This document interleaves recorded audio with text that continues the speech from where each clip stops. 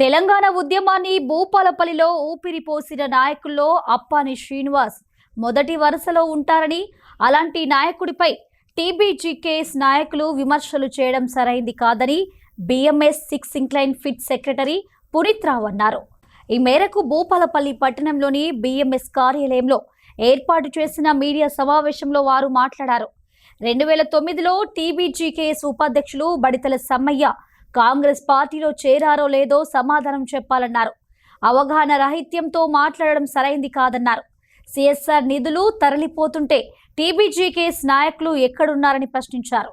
73వ ఆవిర్భావ దినోత్సవాన్ని విజయవంతం చేసినటువంటి బీఎంఎస్ కార్యకర్తలకు, గడిపైన కార్యక్రమాలు చేసినటువంటి కార్మిక సోదరులందరికీ మా ధన్యవాదాలు తెలియజేస్తూ, టీజీపీకేఎస్ నాయకత్వం ఏదైతే నిన్న ప్రెస్ మీట్ పెట్టి మా నాయకత్వం పైన, బీఎంఎస్ నాయకత్వం పైన అవాకులు చెవాకులు పేల్చారో వాటి గురించి మాట్లాడదలుచుకున్నాం. ఏదైతే నిన్న వాళ్ళు చేసినట్టు ఆరోపణలో అప్పాని శ్రీనివాస్ గారు ఉద్యమంలో ఎక్కడున్నారు, తెలంగాణ ఉద్యమంలో వారి పాత్ర లేదని వాళ్ళు అన్న సందర్భంలో, తెలంగాణ ఉద్యమంలో అప్పాని శ్రీనివాస్ గారి పాత్ర ఏందని భూపాలపల్లి సమాజానికి, సింగరేణి కార్మిక వర్గానికి తెలుసు.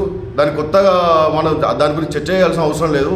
మీకు తెలిస్తే తెలుసు అని చెప్పొచ్చు, దాన్ని దాచుకోవచ్చు. కానీ ఆఖరికి మీరు ఉన్నటువంటి స్థానం, ఏ స్థానంలో ఉండి మీరు ప్రెస్ మీట్ అయితే పెట్టారో ఆ స్థలాన్ని కూడా సంపాదించింది అప్పాని శ్రీనివాస్ గారే. తెలంగాణ ఉద్యమానికి భూపాలపల్లిలో ఊపిరి పోసిన నాయకత్వంలో మొదటి వరుసలో ఉన్నటువంటి నాయకుడు అప్పాని శ్రీనివాస్ గారు. దానికి తోడు మా ఉపాధ్యక్షులు సుజేందర్ గారికి తెలంగాణ ఉద్యమంలో లేరని ఏదైతే ఆరోపణ మీరు చేశారో, ఆ రోజు నాన్ పొలిటికల్ ఆర్గనైజేషన్ అయినటువంటి హెచ్ఎంఎస్లో నాయని నరసింహారెడ్డి గారి నాయకత్వంలో కేసీఆర్ గారి ఆధ్వర్యంలో తీసుకున్న నిర్ణయం బట్టి వాళ్ళు ఉద్యమానికి ఊపిరి పోసే ప్రయత్నంలో వారు నాన్ పొలిటికల్ ఆర్గనైజేషన్ వాళ్ళు కార్యక్రమాలు చేశారు. తెలంగాణ ఉద్యమంలో పటిష్టంగా పనిచేసిన వ్యక్తులు వాళ్ళు. మీరు ఏదైతే మీ నాయకుని కోసం మీరు ఇలాంటి ఆరోపణలు మీరు చేస్తూ ఉన్నారో ఒకసారి ఆలోచించండి. 2009లో బడితల సమ్మయ్య గారు కాంగ్రెస్ పార్టీలో జాయిన్ అయ్యారా కాలేదా? మీ నాయకత్వాన్ని అడగండి, బడితల సమ్మయ్య గారిని అడగండి, జాయిన్ అయ్యారా కాలేదా? ట్రాన్స్ఫర్ అయ్యి ఉద్యమానికి దూరమైండు. ఇవి కాదు చెప్పాల్సింది. 2009లో అయిందా కాలేదా కాంగ్రెస్ పార్టీలో? అదొకటి మీరు ఆలోచించారా? బడితల సమ్మయ్య అడగండి, వారే చెప్తారు. మీకు తెలుసో తెలియదు.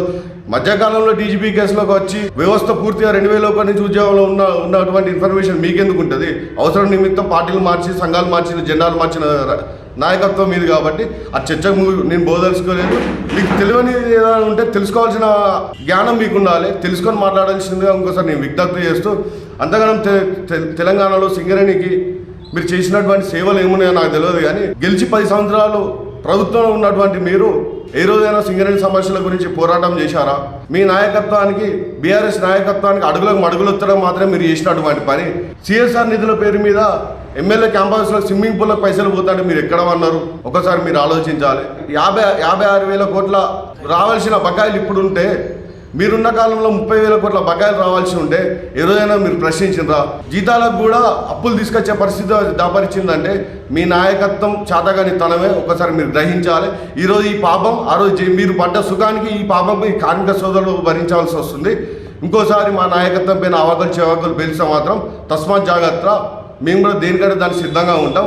ఉండి లేని జ్ఞానంతో మాట్లాడగానే దయచేసి మా విజ్ఞప్తి, ఏదైనా అవకాశం ఉంటే కార్మిక వర్గం కోసం పోరాటం చేద్దాం, కార్మిక ఎజెండాగా, కార్మిక సంక్షేమం కోసం పోరాటం చేద్దాం. కానీ ఒక వ్యక్తి మీద రాయేసి పెడితే నీ పెద్దోని అవుతా అనుకుంటా మాత్రం అది జరగదు.